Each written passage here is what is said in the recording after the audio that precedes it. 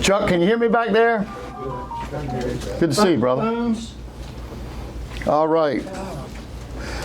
Welcome, Delmarva Decoy Collectors, members and guests. Tonight we're here to celebrate a living legend, Oliver Tuts Lawson. Yeah. Thank you. Tuts, real quick before we get going, how did you get your nickname? Where did it come from, and how do you spell it? Spell it T-U-T-S. Why? Art. Where it comes from, well, it's basically Tuts said, T-U-T-S-Y, but most people call me Tuts. Uh-huh.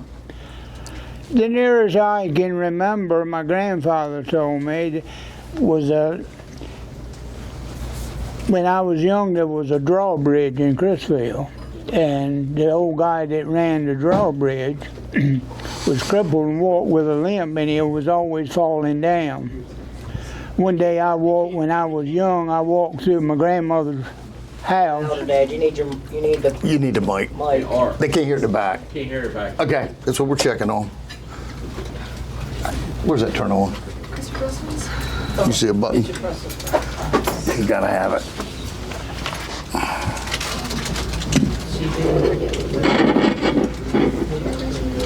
Test, test, test. That's good. Had that better? Yeah. Okay. All right. Anyway, I was over to my grandmother's. I was just maybe 1 or 2, and I was walking through, and I fell over the door sill.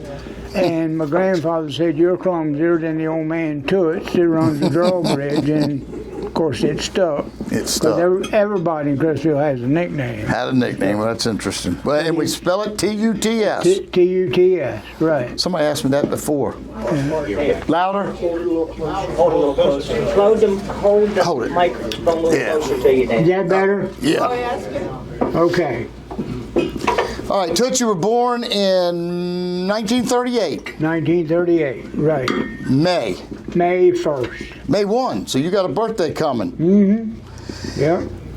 With that, where is a party May 1st? No. Be 86. Lord willing, if I make it to the 1st. Party.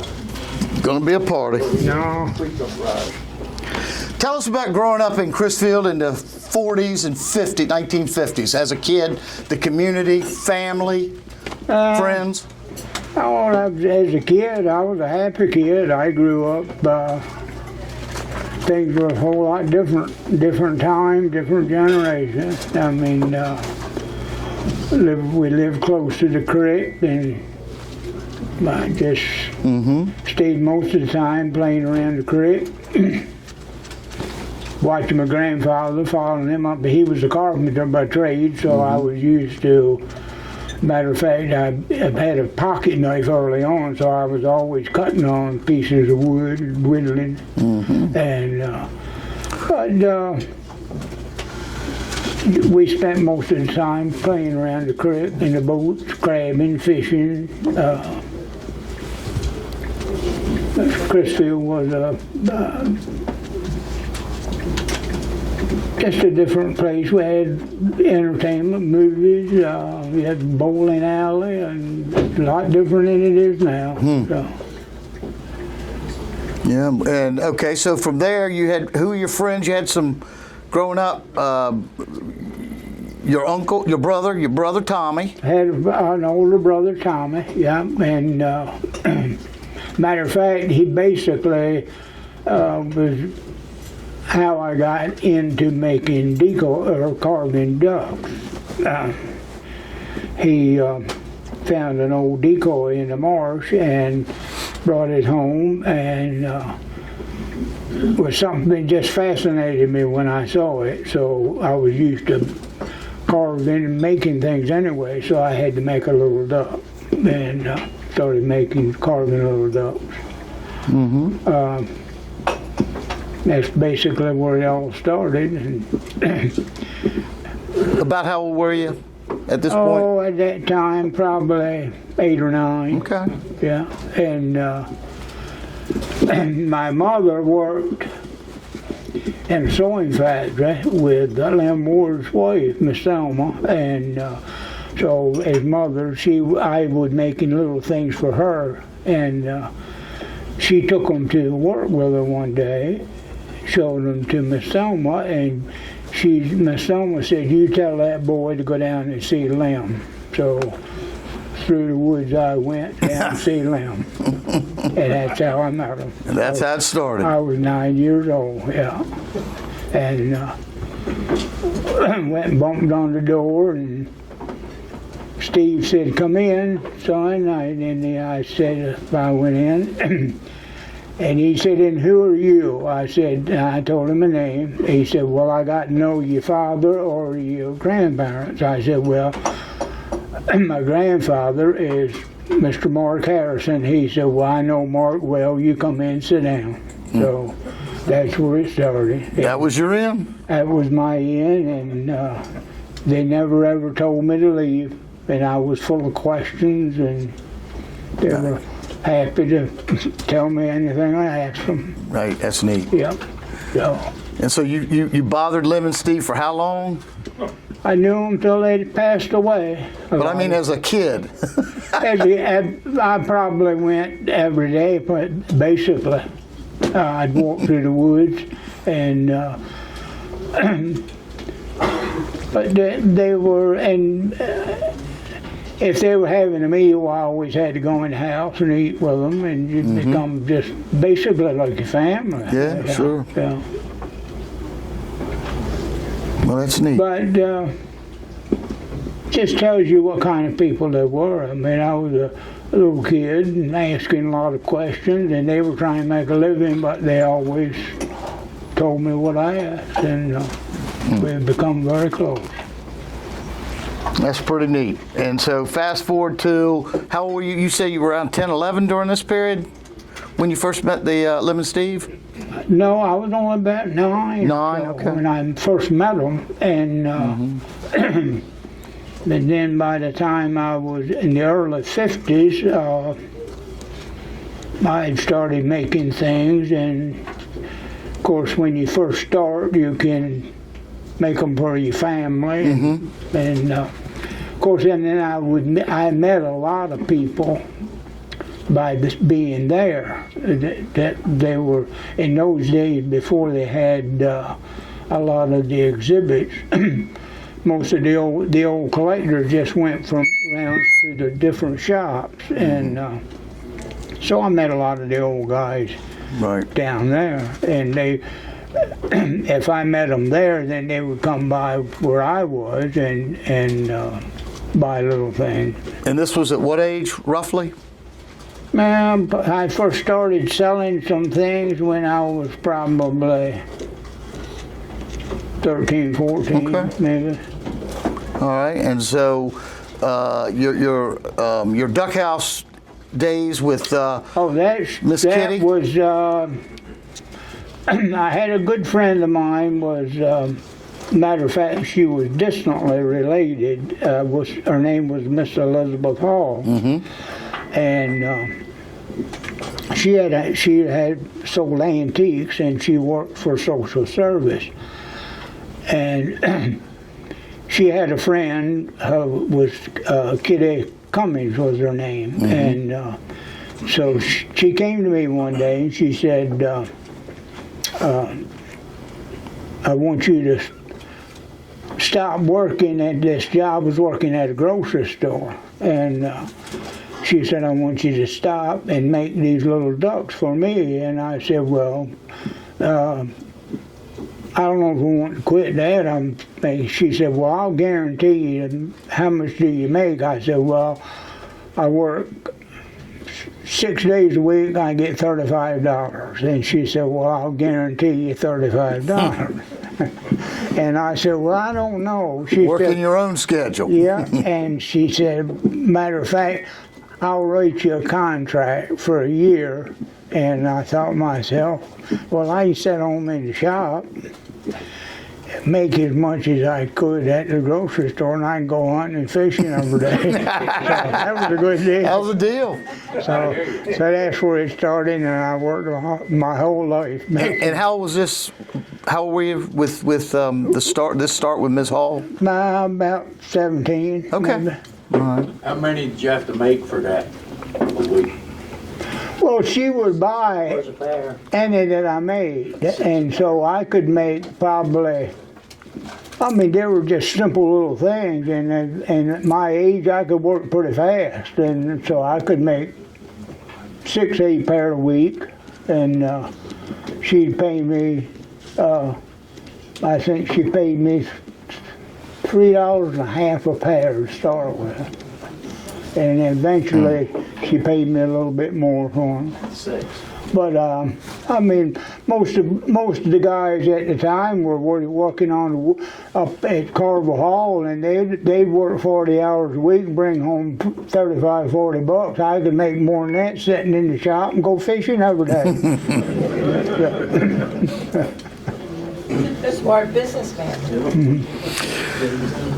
So, Mrs. Hall got you, or Miss Hall. She was never married, right? No, never Okay. married and had no children. Yeah. So you were consigning or selling to her. Selling to her to begin with, and then she got a promotion from the social service, and with her antique business, she turned it all over to Miss Cummings, and Kitty lived at Rumbly, and that's when she started what would become the old duck house. And so I would take every week, I'd go down and deliver what I had made, and she'd pay me, and that's where the duck house started. And that was probably about 57 maybe.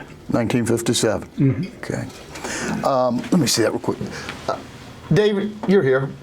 What year did the house, the home, the duck house, when did that burn? In the mid-'80s. It was arson? No, chimney caught fire. Chimney fire. Big tin roof. Yeah. Okay, thank you. And the old guy figured it would be better for him to put a modular home up, and he tore that down so he wouldn't have to haul firewood in. Well, and I dealt with her until maybe 62 or 3. And then by that time, I had developed enough business on my own that I could keep myself going. And Right. because like Hold it away. Yeah, there you go. Hold it Like away. I from the said, chair. in those days, everybody was going from workshop to workshop buying things, so it wasn't any, I didn't go to any exhibit. So. Right.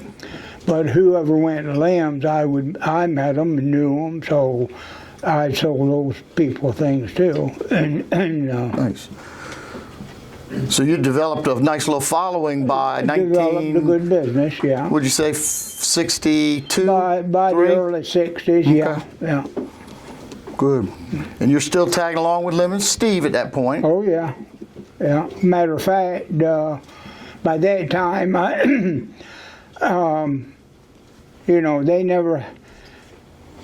they were very simple people. Can you imagine people?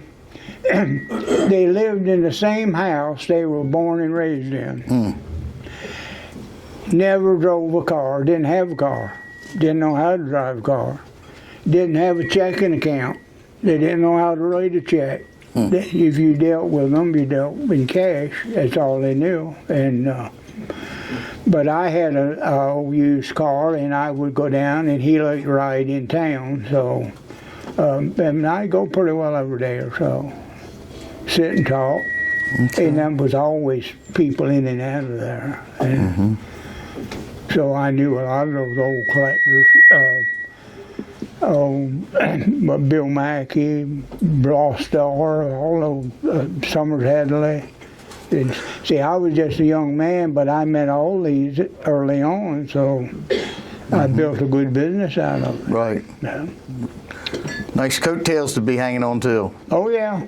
Well, and by that time, Lem was getting more into the ornamental thing.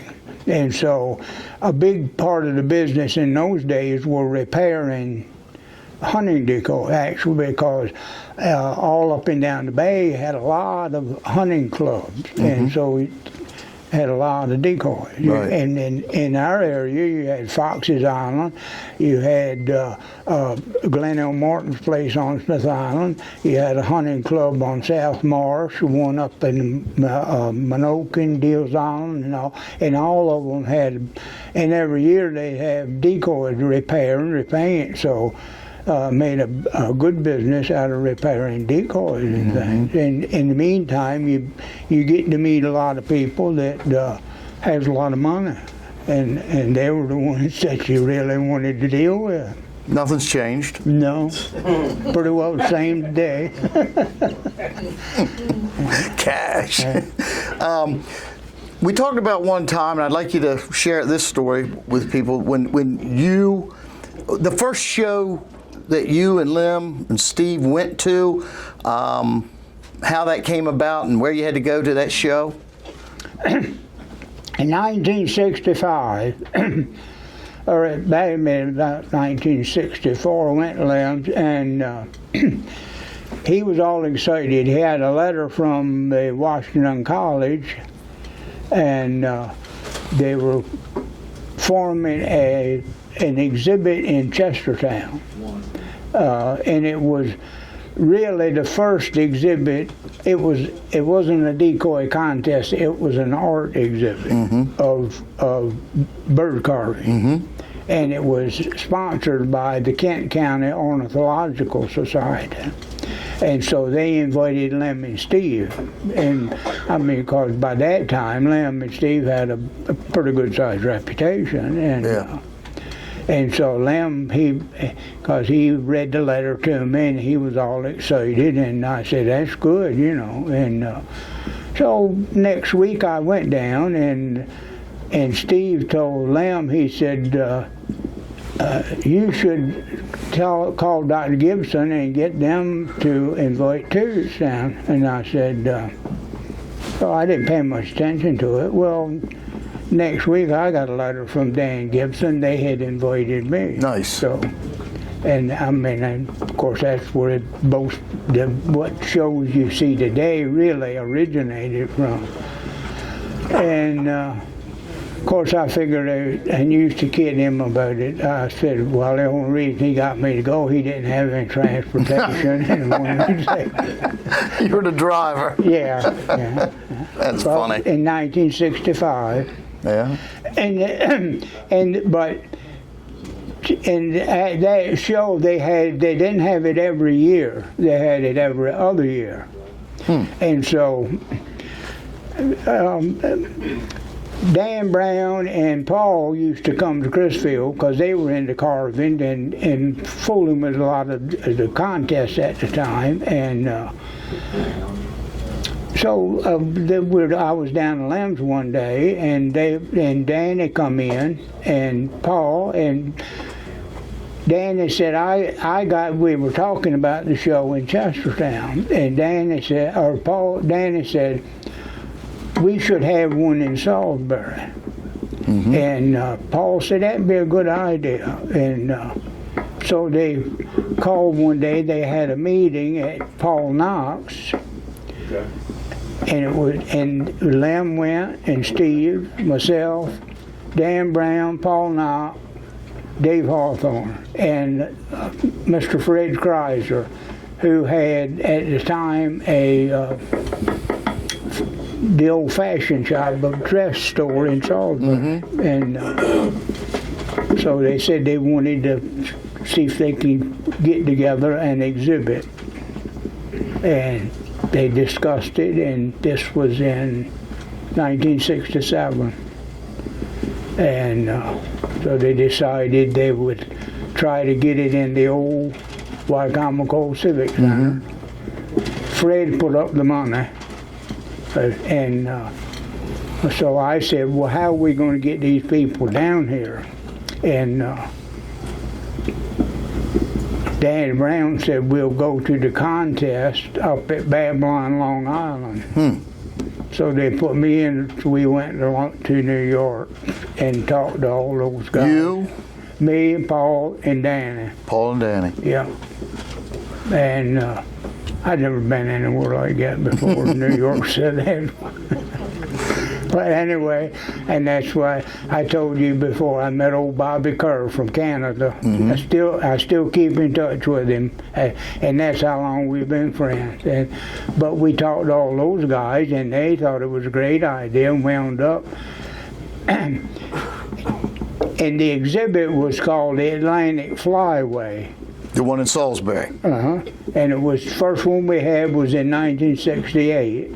Okay. But it later became what it was, the Ward Foundation. And after they had it 2 or 3 years, then they formed the Ward Foundation and put in for, you could get a tax exempt and all that kind of stuff. But that's where the Ward Foundation started. From 2 men, Dan Brown and Paul Knight. It wasn't what you heard a lot from, because the ones that it come out later on that the certain ones that started, but no, Dan Brown and Paul Knight was their idea. They're the ones started it. And that was around what, 69? Now, no, the first exhibit we had was in 68. Oh, but I'm talking about as you evolved into the Ward Museum. Ward, I think it ran maybe 2 or 3 years as Okay. like it had started, and then they decided to name it the Ward Foundation, and that was Fred Kreiser's idea to form a. That way you could get a tax exempt, and it would develop into what, and it did. It became very popular and brought a lot of people in Salisbury. Absolutely, and the rest is history. Yep, sure is. With that. Well, I thought you got any stories you want to share with everybody, or I'll open up and let people ask some questions. I'm sure people Yeah, got a we few can questions. answer all the questions you want. All right. Whatever. How did you meet Mr. Decker? Al Decker. He had, Mr. Decker had a yacht. Was an old Coast Guard cutter that he converted into a yacht, 83 foot. And every summer, he would take a cruise on the Chesapeake Bay. And he always stopped in Crisfield. And he had, was 4 couples of them, and they'd stay aboard the boat, come to Crisfield, and they always went down to see them instead. And so I was going down, and they were walking down to the shop, and so I picked them. Mr. Decker's wife and her friend were walking down the Limbs, so I picked her up and took her down the Limbs. And so from there, it was on a Sunday, and I went to my mother's, and at the time, Scorsese Towers had a little restaurant in the marina. And so Al Decker went to Lim, and he wanted Lim to carve him a quail. And Lim said that, he said, if you want a good quail, get Tuts to Lawson to do it for you. And so when he got back to the marina, he went in, he asked Scorsese Towers, he said, do you know a man named Tuts Lawson? And Scorsese said, yeah. What do you want? And Al said, I want to talk to him. And Scorsese said, come on and get in my car and I'll take you to him. And he took him down to my mother's, and I was eating dinner, and I come out and talked to him, and that's when I first met him. And from then on, and that was in 1964. And you made him some terrific decorative carving. Made him a lot of stuff. He gave a lot of things away, and he loved to hunt. He used to come down. We go dove hunting, and matter of fact, I used to make him dove decoys, and a lot of the stuff that he bought to give away. And matter of fact, 2 pieces I did for him. One is in the Maryland Institute, and the other one is in. I did him one of a bluebird on a magnolias in Union Memorial Hospital. He did on permanent display there. Yeah. How about Mr. Harrington? I think his name was Linwood Harrington. Linwood, Linwood was a surgeon in Nashville, Tennessee, and You got a lot of cool pieces. oh yeah, well he loved to talk, and when you make him one thing, when it was finished, he'd just order something else, and he'd go from one operating room to the other, and when he was going from one to the other, he'd stop and make a telephone call, and then he'd talk to him for about an hour or so. And oh, he loved birds. Matter of fact, he built a room on his house just for his decoys. I remember in a magazine one time seeing a bunch of these like life-size Oh yeah, male and females on logs and all that you made, and I thought, where in the hell are these? yeah. And then Well, the one, they had all that stuff. yeah, the one, I think the one, the black pair of black ducks was one of the first ones I did for him, but I think after he and Mamie died, passed away, he had a lot of children, and of course the collection itself was divided between those, and but I think some of them has been through the auctions now. Yeah, it's coming in bits and pieces. I brought one tonight. Yeah. Mr. Lawson, while we're on Al Decker, this is one of David's pieces. This dove, you want to share that story with us about making that? Can you see it? Going dove hunting with him? Well, when he come down and go dove hunting, and so we went out to dinner, and I said, well, you need a decoy, and he'd never seen a dove decoy before, and so I made this one, and we went up to on the other side of Marion and found some doves, and he sat by a pole, and we threw him over the wire. And when we got the decoy up, a hawk come by and grabbed the decoy, and it's got marks on it where the hawk grabbed it. And It's been realistic then, huh? well, hawks are crazy anyway. But anyway, he loves to shoot doves, and but they're easy to make, but it works good. Tuts, the other day, there was a guy that posted a couple doves that I had talked to you about, and Paul's brother made those, Billy made those. Repaint. Yeah, Billy, that was Al Decker's farm manager. His name was Paul Raine, and he had a brother named Billy, and that had worked for Al Decker before Paul went to work there. And Billy, he liked to fool around with things, so I showed him how to saw things out, and he liked, because he made some pieces for Mrs. Decker, and but he didn't know how to paint them, so I went up one day. I was up there hunting, and we went in the barn, and we painted them. So there was 2 or 3 that Billy made and I helped him paint them. And of course, after Mr. Decker died, matter of fact, Billy's still living, and big heavyset boy. But we used to shoot a lot of doves up there. Matter of fact, he planted sunflowers in every one of the cornfields so we could shoot doves. Yeah. There's a black duck over here as well, right? The pair of black ducks, the one landed. The land on the wall. When you used to go there, you told me you used to sit there and see them when you were putting your boots on. Well, he had those. He had like a sun porch, and I made them for him, and they hung on that sun porch. And every day when we come in from hunting, we'd always sit out there and have a drink before lunch and just talk about hunting. But he was he liked ordinary people. he loved to sit and talk to hunters. Like, I mean, money didn't mean anything. I mean, when I went there, it was like you were going home. I mean, he'd go to bed and he'd say, "I'm going to bed. You know where all the booze is." I said, "Okay, I'll see you in the morning." Well, he thought an awful lot of Paul, that's for sure. Oh yeah.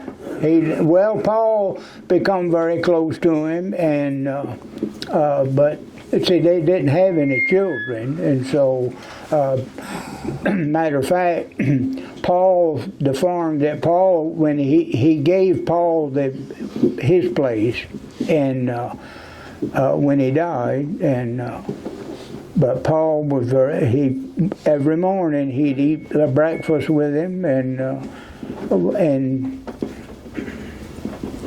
Now, how did Leopard come about? Was that something they requested, or? Yeah. Every year, Black & Decker had a manufacturing plant in South Africa, in Johannesburg, and every year he would visit most of the plants of Black & Decker once a year. Matter of fact, in the plant in Hampstead, every day he'd walk through that plant and shake hands with every employee in there. Knew them all by their first name, and he said his father taught him that. And that's why. And Black & Decker at the time was never unionized because the company treated the employee just as good as the union could. The union couldn't offer them anything they didn't have. And but anyway, they went to South Africa, and while they were there, she went on a tour with some friends in Kruger National Park. And she was always picking up driftwood because she used to save a lot of driftwood for me. And she brought this piece of driftwood from South Africa. And that stuff, it must be some kind of ironwood. I mean, it is hard.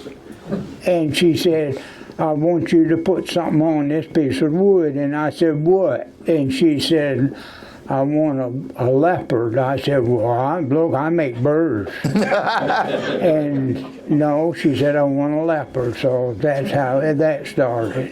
And so we got him made after a while. It's a damn good one, too. Yeah. Well, I think Tom Reed still got that. Yeah, Tom still got it. But he wants to sell it, and his wife won't let him sell it. Mr. Lawson, did you know Lloyd Tyler and Lloyd Sterling? Sure did. What were they like? They were good old people, gentlemen. And that's the thing. Lloyd Tyler, as a matter of fact, he lived close to my grandmother at one time. And I used to spend a lot of time in his shop. Matter of fact, I went to school with his youngest daughter. But he was... Lloyd was a very talented man, and a lot of people don't. He could do beautiful work if he wanted to, but to him, he used to say he was poor man's decoy maker.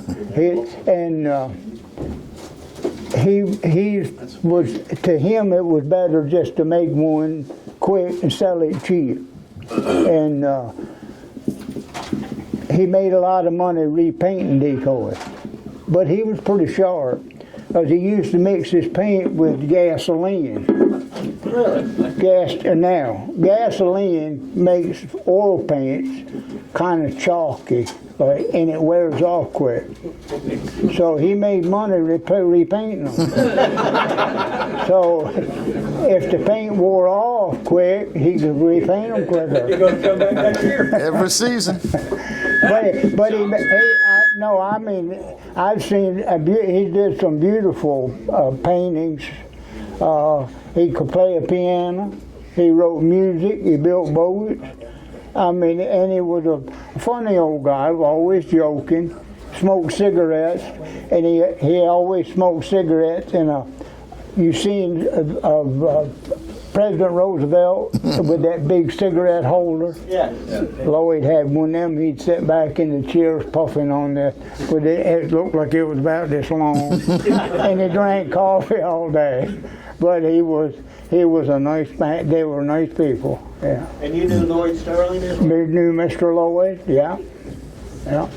Now, did the Ward brothers paint some of Lloyd Sterling's decoys? No. No. Don't think so.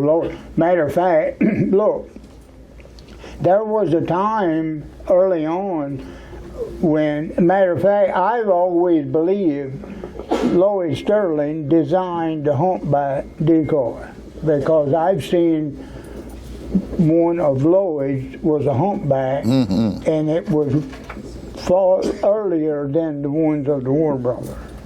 And I saw one years ago that Lloyd did in the early 20s, and most of them that you see from them go maybe in the late 20s or early 30s. And but I've always believed Mr. Lloyd designed the humpback. Yeah.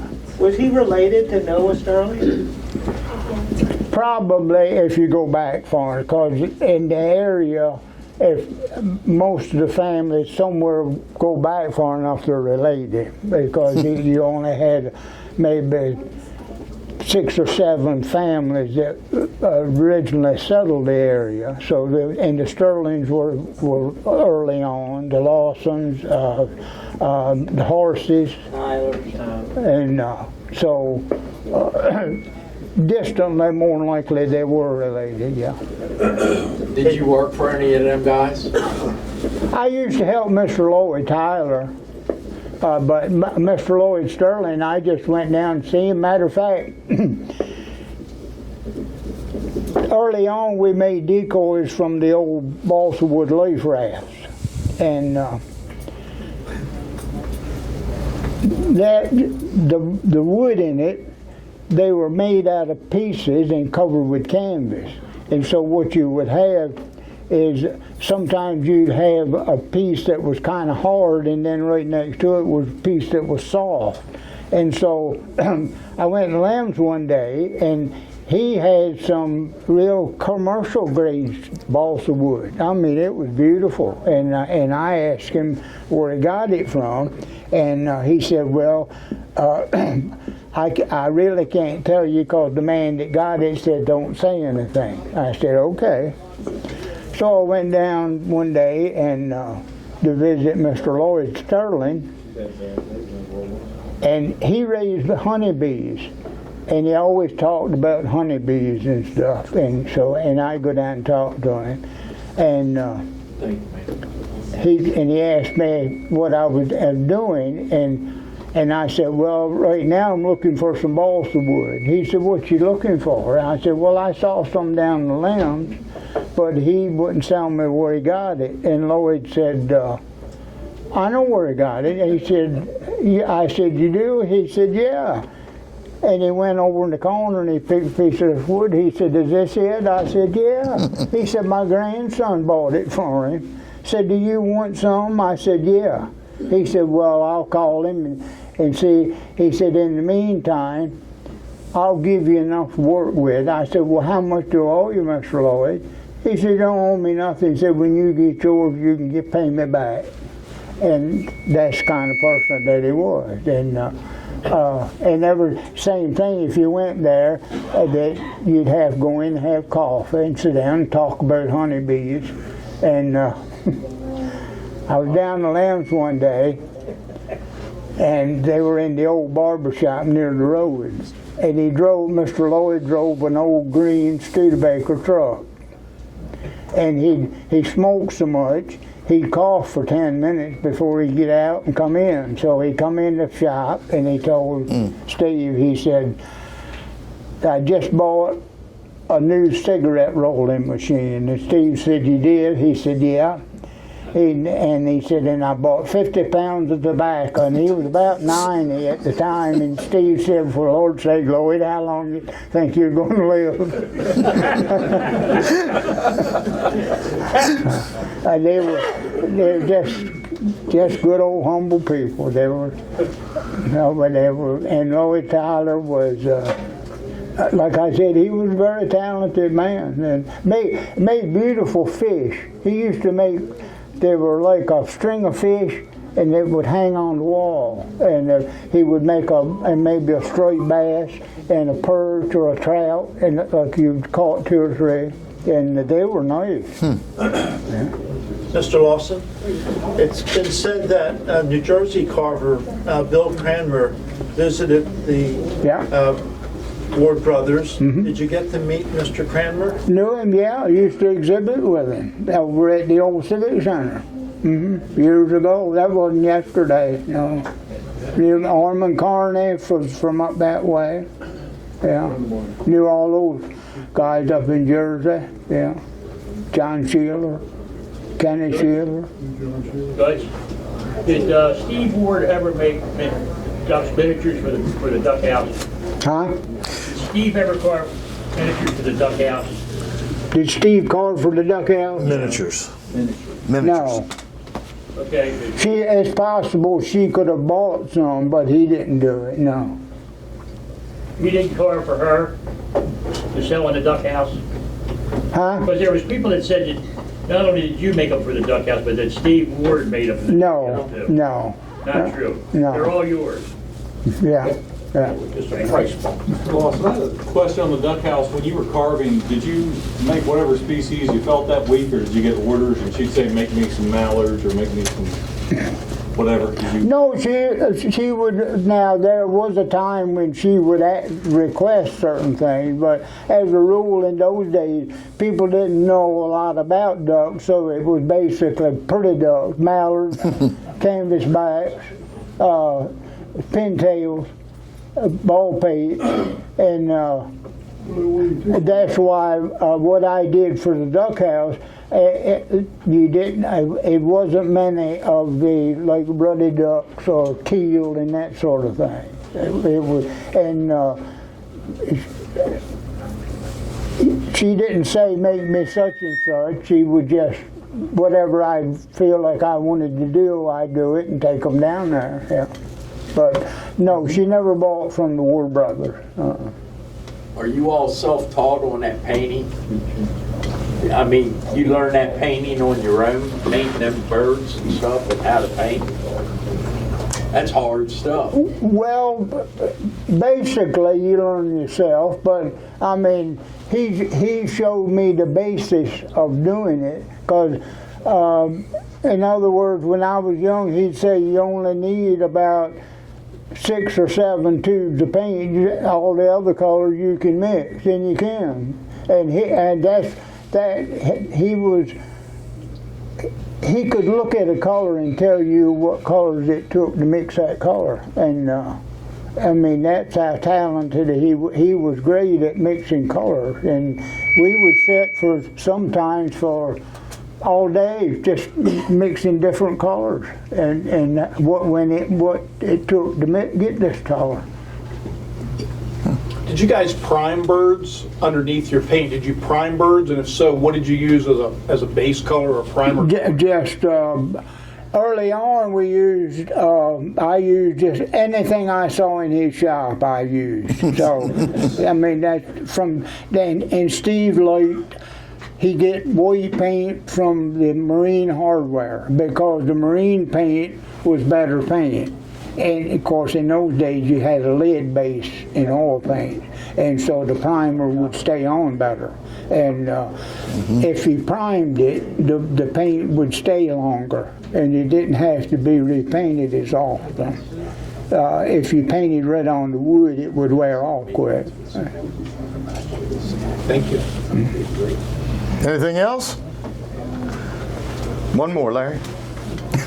At the museum in Crisfield, we've compiled a list of over 70 carvers just from Crisfield. Yeah. Is there anybody that pops in your mind that probably didn't get recognition that you felt like they should get?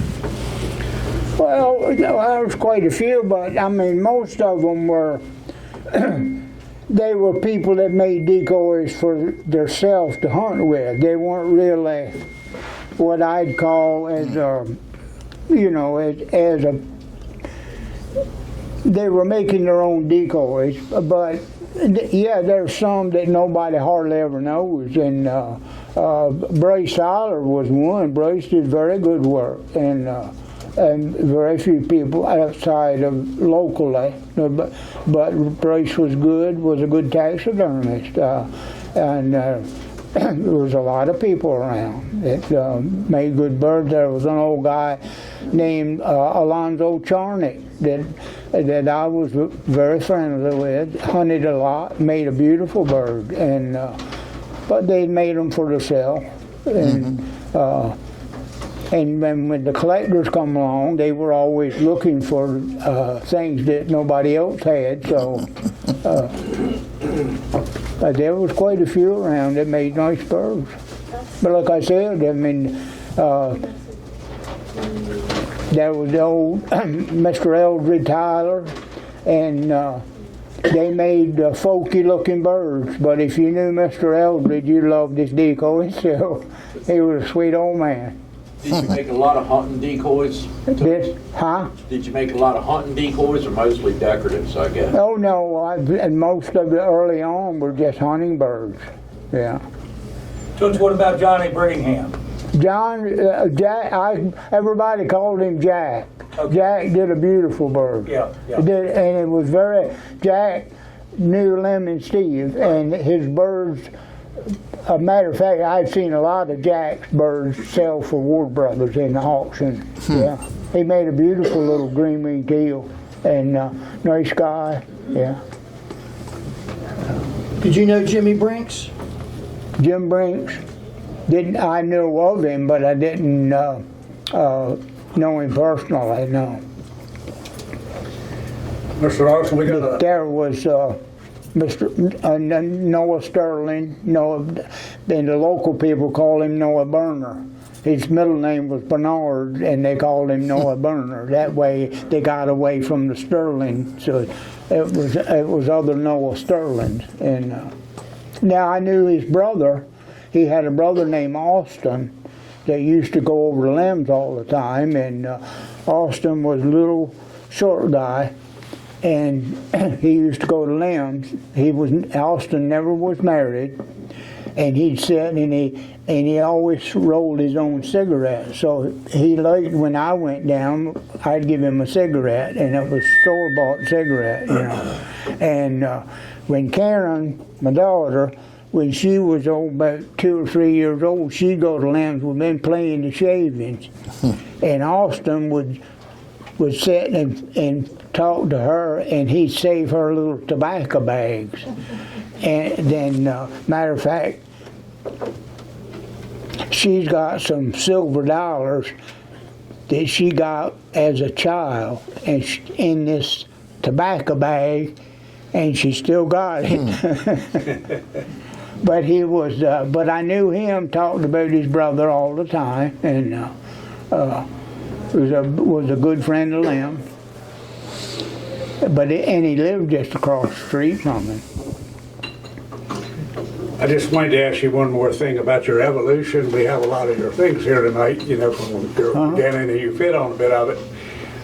This little pair here was made in 1952 by you. I think I may have shown to you before. Yeah. And you would have been 14, and I think you had a pair that you made when you were 10 years old. Mm-hmm. So how many do you think you may have made by this time at 14? Probably, I'd say it's no more than maybe 6 or 8 pairs of those in existence.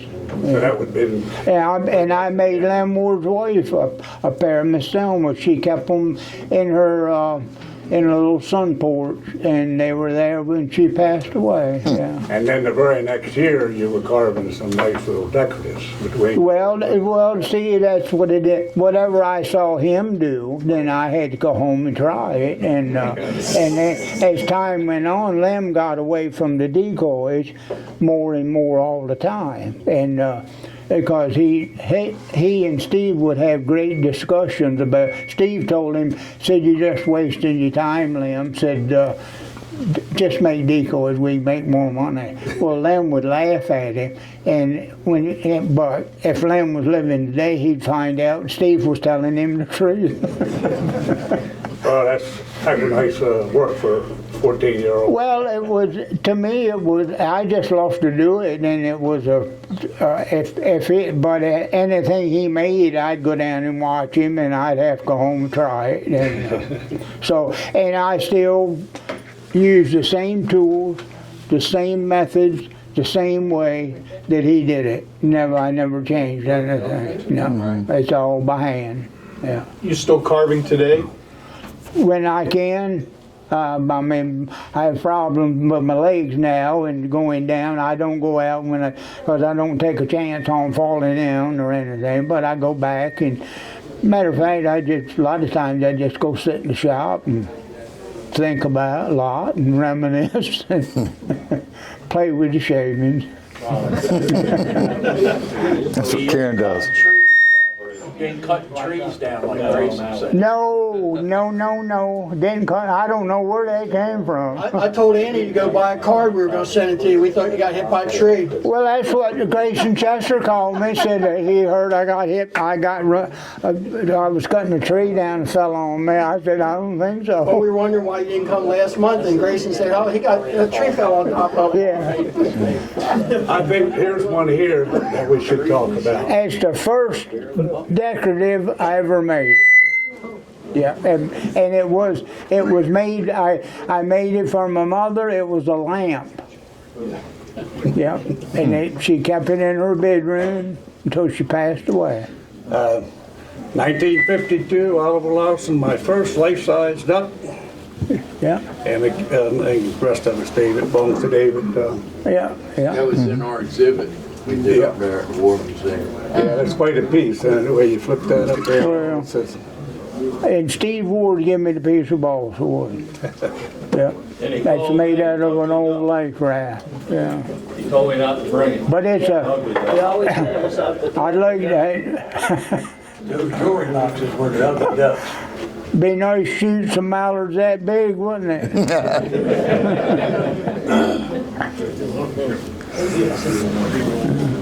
In the back.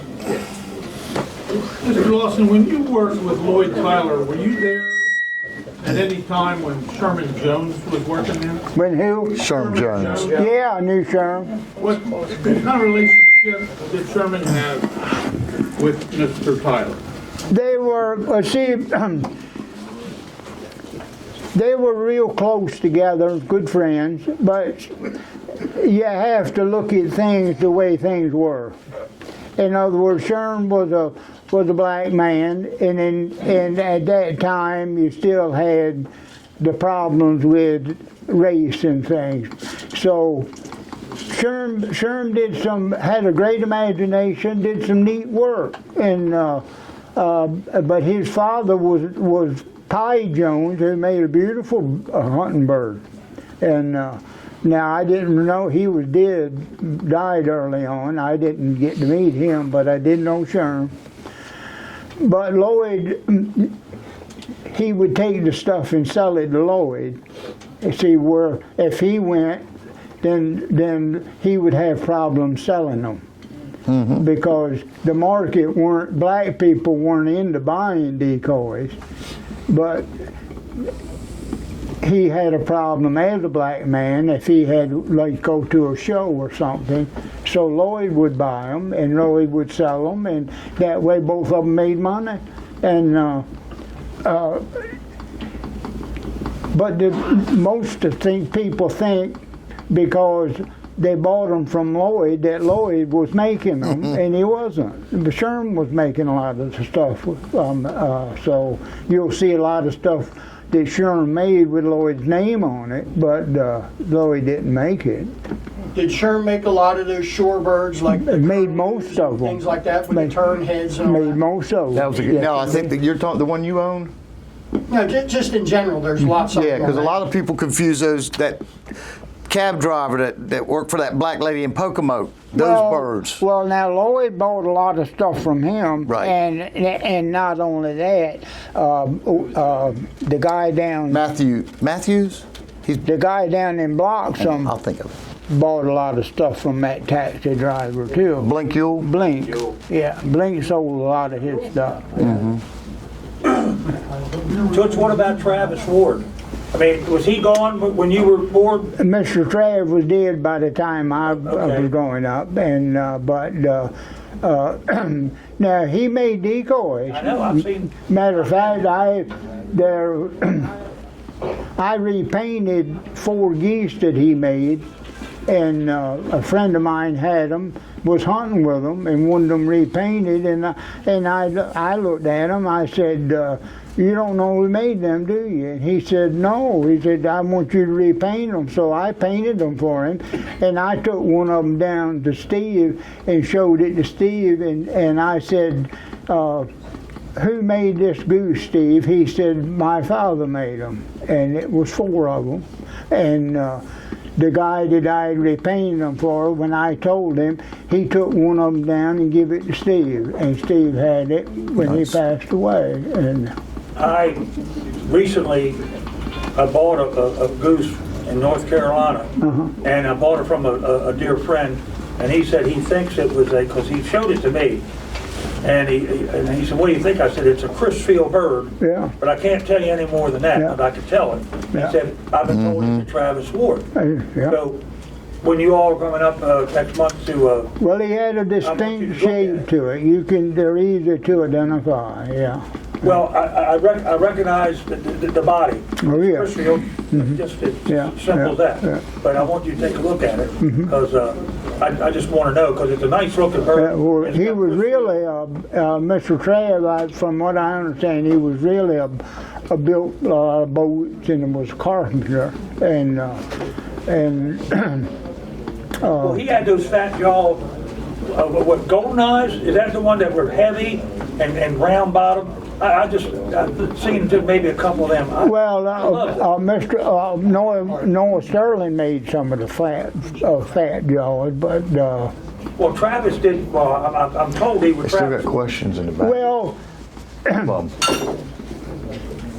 the ones that Steve early on, I mean, you're getting way back in the late teens. I mean, I think Steve told me the first decoys he made was about 1917 or so, before the First World War, because he went away in the Army during the First World War. Yeah. And but the fat jawed things that you see now were Steve did those, and I think Mr. Lloyd Sterling did a few like that, not many. All right, one more question, and we've got to wrap it up. Good enough. I was going to ask you, Ms. Lawson, about Dr. Kramer. I have quite a few of his miniatures that and some are even noted as gifts, I think, that you gave him. Yeah, I did. Yeah, he was a dear friend, and knew him along. I met him in 1960. Came down the limbs, and he had a tremendous collection.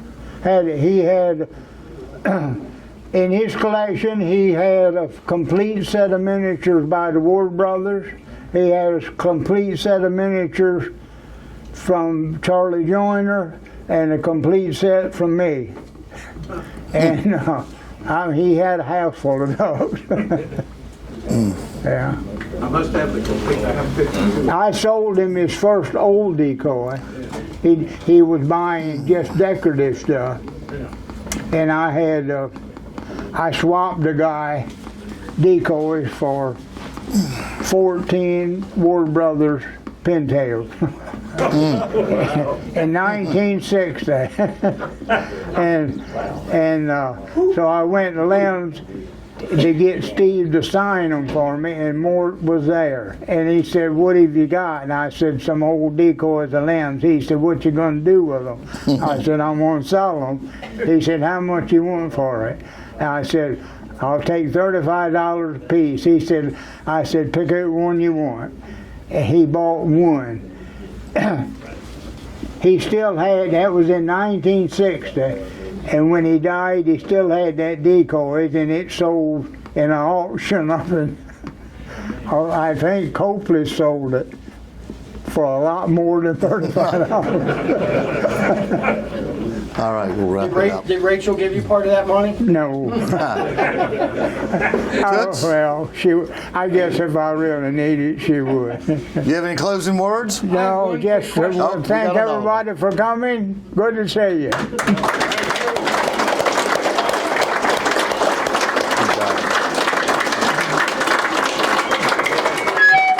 Cut that off. Cut everything off. Cut that thing off from me.